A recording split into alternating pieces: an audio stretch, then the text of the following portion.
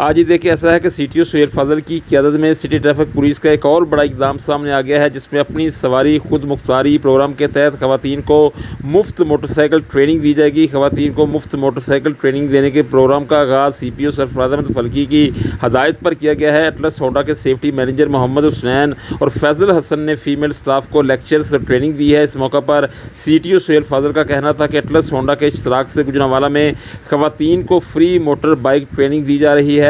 Programme کا آغاز خواتین کے موٹر بائیک ڈرائیونگ کے بڑھتے ہوئے رجحان کو دیکھ کر کیا گیا ہے تاکہ خواتین باقاعدہ ٹریننگ کے ساتھ ڈرائیونگ کریں۔ پروگرام کا آغاز سٹی ٹریفک پولیس کے فیمیل سٹاف کی موٹر بائیک ٹریننگ سے کر دیا گیا ہے، جبکہ موٹر بائیک ڈرائیونگ ٹریننگ حاصل کرنے کی خواہشمند خواتین ٹریفک ہیلپ لائن 1915 1915 پر رجسٹریشن کروا سکتی ہیں۔